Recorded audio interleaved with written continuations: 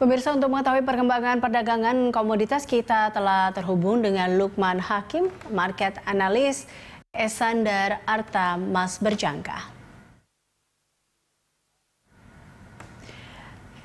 Ya Pak, ini terima kasih telah bergabung bersama kami dalam Closing Market. Ini kalau kita lihat seperti apa tentunya transaksi komoditas sore ini dan hingga sesi siang kemarin, bagaimana transaksi komoditas yang kita lihat hanya Arabica dan juga emas. Apa pemicunya?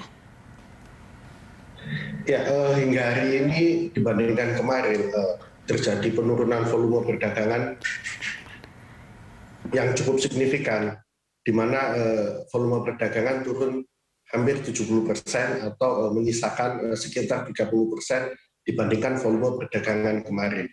Sementara untuk hasil transaksi hari ini, hampir semua komoditas mengalami penurunan kecuali harga emas itu sendiri yang masih mencoba untuk rebound seperti itu.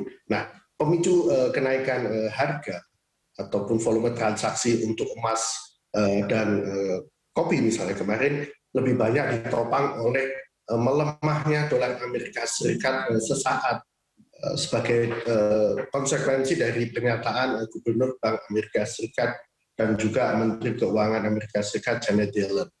Demikian, Pak. Ya Pak Lukman, lalu bagaimana efek domino lira dan dolar terhadap harga emas pekan ini? Ya, kebijakan yang cukup mengejutkan dari Turki dengan di mana Presiden Erdogan mencopot Gubernur Bank Sentralnya pasca mereka menaikkan suku bunganya secara agresif. Ini memberikan dampak terhadap dolar mengalami apresiasi.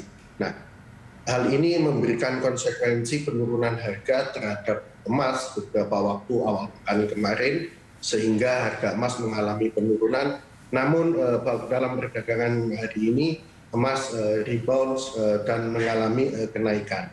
Nah, ini yang sedikit menggembirakan bahwa pasca pencopotan Gubernur Bank Sentral Turki ini memberikan harapan bahwa dolar sedikit teredam penguatannya.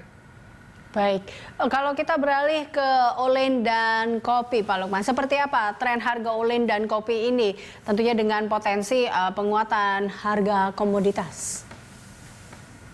Ya, untuk olin sendiri terlihat cukup positif bahwa seiring dengan potensi kenaikan harga minyak dunia, ini akan semakin menjanjikan bahwa olin dalam beberapa waktu ke depan berpotensi untuk naik. Sementara untuk kopi sendiri juga akan memiliki potensi juga naik, mengingat ada kemungkinan gangguan produksi. Namun sebaliknya bahwa untuk komoditi kakao ini memiliki kecenderungan bearish atau menurun. Mengingat bahwa curah hujan yang cukup tinggi itu akan menimbulkan hasil panen yang lebih baik untuk bulan-bulan yang akan datang. Oke, nah apakah penguatan komoditas ini bisa dipertahankan atau bisa tertahan mungkin akibat lockdown di Eropa dan juga konflik di Amerika Tiongkok? Ya, sebetulnya harga masing-masing komoditas ini akan merespon secara variatif. Pada beberapa komoditas, mereka akan respon lockdown ini menjadi sentimen negatif, misalnya terhadap harga kopi, bahwa potensi penurunan konsumsi kopi mungkin akan terjadi. Namun di sisi lain, bahwa gangguan produksi sebagai akibat curah hujan yang tinggi, itu akan memberikan dorongan kenaikan harga kopi. Kemudian untuk olin itu sendiri lebih banyak dipengaruhi oleh harga minyak. Sebagaimana kita ketahui bahwa baik Arab Saudi, OPEC, dan Rusia, mereka masih mempertahankan kebijakannya untuk mengontrol produksi. Nah, ini menjadi harapan bahwa harga minyak ke depannya memiliki potensi naik. Ini sebagai sinyal positif bagi harga crude. Nah, bagaimana dengan emas? Emas sebagai komoditi sejauh ini masih mengalami tekanan bahwa dia harga masih di bawah 1.750 per troy ounce. Ini menjadi ganjalan selama dia belum bisa menembus level resistensinya. Namun dalam jangka panjang, emas itu sendiri memiliki potensi kenaikan mengingat komitmen sejauh ini yang dijalankan oleh Bank Sentral Amerika Serikat bahwa mereka akan mempertahankan suku bunga yang rendah.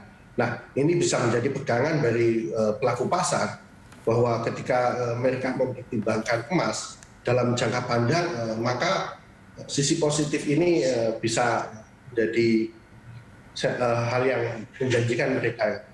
Demikian. Oke, tapi apa yang memang dengan prospek seperti itu, apa yang harus dilakukan atau paling tidak rekomendasi dari Anda yang harus dilakukan pasar?